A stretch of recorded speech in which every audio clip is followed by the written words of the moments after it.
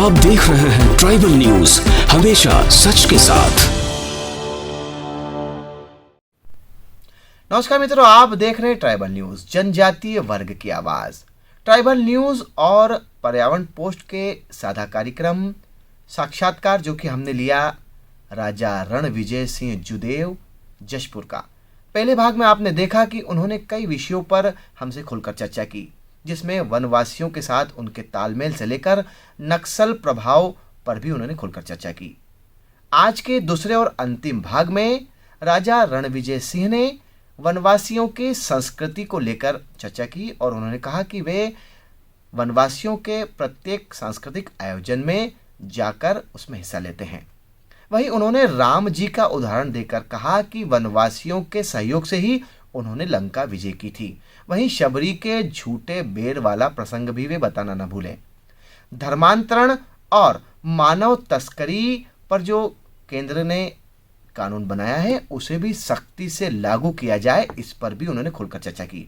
आइए देखते हैं उस साक्षात्कार का दूसरा और अंतिम भाग।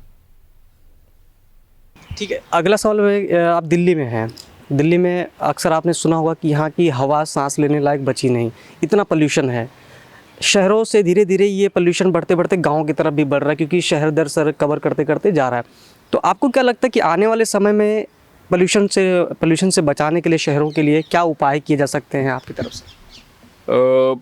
देखिए, लॉकडाउन का जो समय जब था, लगभग 8 महीने साल भर पूरा देश बहुत नियम से चला और नियम से चलने का जो परिणाम रहा, हमारी गंगा साफ़ हो गई जिसके लिए हज़ारों करोड़ रुपए हम लोग खर्च करते आ रहे थे। पर्यावरण साफ़ हो गया जिसके लिए हम लोगों ने हज़ारों करोड़ रुपए सरकार ने खर्चा किया। लॉ एंड ऑर्डर ठीक हो गया क्योंकि पुलिस और प्रशासन बहुत कड़ी थी। मैं तो ये कहूँगा कि सबसे पहले लोगों की जिम्मेदारी बनती है कि वे नियम के तहत चलें, जो भी देश का कानून होता है उसके तहत चलें।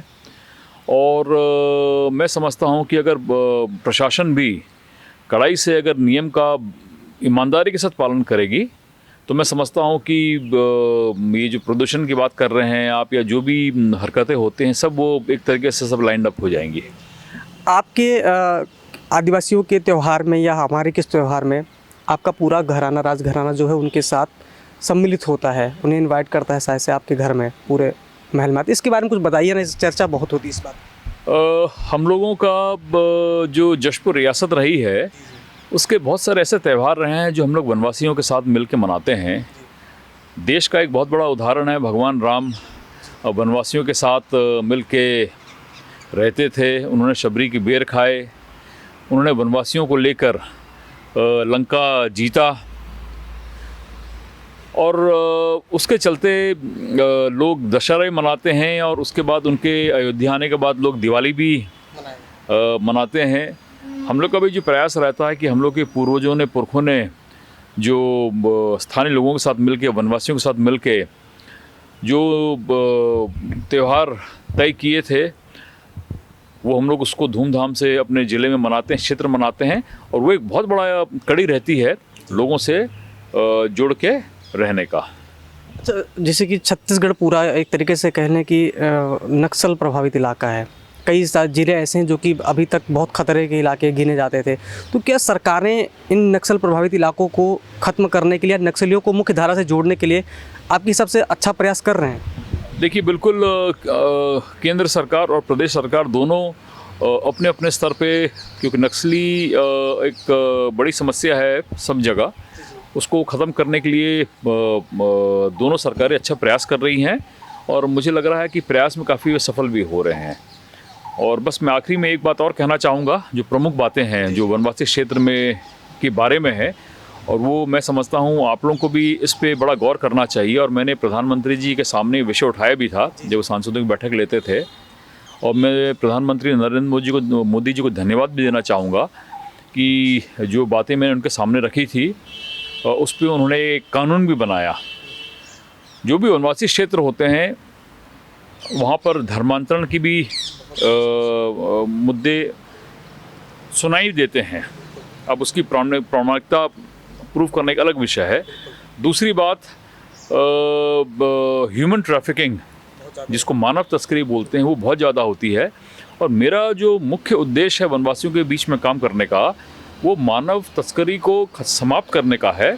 और मैं आपको बताना चाहूँगा कि लोगों के प्रयास से हम लोगों ने बहुत सारे ऐसे लोग हैं जिनको बंगाल से, साउथ के तमिलनाडु से, केरला से हम लोगों ने वापस अपने क्षेत्र में बुलवाया है। मैंने मानव तस्करी को रोकने के लिए मैंने प्रधानमंत्री से निवेदन भी किया था और उन्होंने बहुत बढ़िया बिल पार्लियामेंट में आज से 2 साल पहले लाया भी और वो पास भी हो गया है। मानव तस्करी इतनी बड़ी समस्या है। मैं आपको अभी उदाहरण देना चाहूँगा। अभी जशपुर में आप लोग नेट में ज़रूर चेक करिएगा।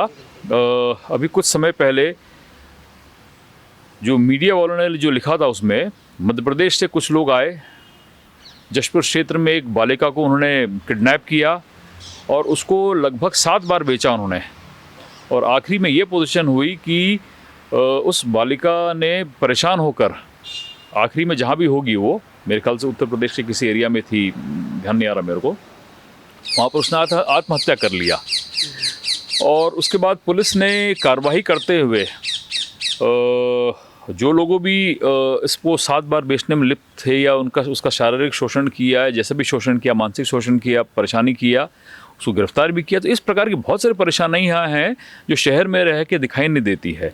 इसलिए मैं आप लोगों से भी निवेदन करूँगा, केंद्र और प्रदेश सरकार से भी निवेदन करूँगा कि ये मानव तस्करी का अपने को बड़ी कड़ाई से इसको रोकना चाहिए। धन्यवाद। बिल्कुल। एक छोटा सा बस एक संदेश आप पर्यावरण पोस्ट और ट्राइबल न्यूज़ के दर्शकों को दीजिए। मैं पर्यावरण पोस्ट को सबसे पहले मैं बधाई देना चाहूँगा कि नाम भी एक बड़ा अच्छा है। और आप लोगों से निवेदन ये करना चाहूँगा कि पर्यावरण की दृष्टि में बिल्कुल अच्छा काम करें। और जो भी सरकारें हैं, प्रदेश सरकार हो चाहे केंद्र सरकार हो, उसको अकाउंटेबल करें कि भाई पर्यावरण के बारे में लोग क्या कर रहे हैं, सरकार क्या कर रही है। और साथ में लोगों को भी जागरूक करें, वो ज़्यादा आवश्यक है। सरकार तो एक निगरानी कर सकती है, पर काम तो लोगों को करना है और सरकार लोगों के लिए काम कर रही है। ट्राइबल न्यूज़ को भी मैं बधाई देना चाहूँगा। ट्राइबल क्षेत्र में देश जो है ये यहाँ ज़्यादा ट्राइबल क्षेत्र है पूरे हिंदुस्तान में। मैं आप लोगों से निवेदन करना चाहूँगा, ट्राइबल क्षेत्र बड़ा अच्छा क्षेत्र है और यहाँ पर बहुत ही संभावनाएं हैं, बहुत ज़्यादा संभावनाएं हैं, सामाजिक दृष्टि से, व्यापारिक दृष्टि से।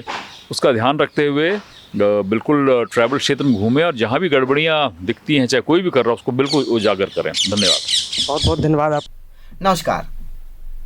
राजा रणविजय सिंह से इस साक्षात्कार में हमने कई विषयों पर चर्चा की और खुलकर उन्होंने अपनी राय, अपनी बात दर्शकों तक पहुंचाई।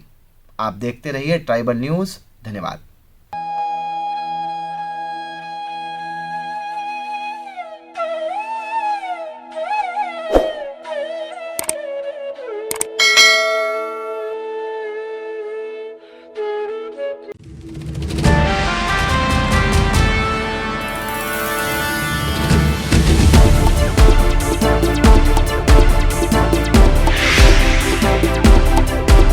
आप देख रहे हैं ट्राइबल न्यूज, हमेशा सच के साथ।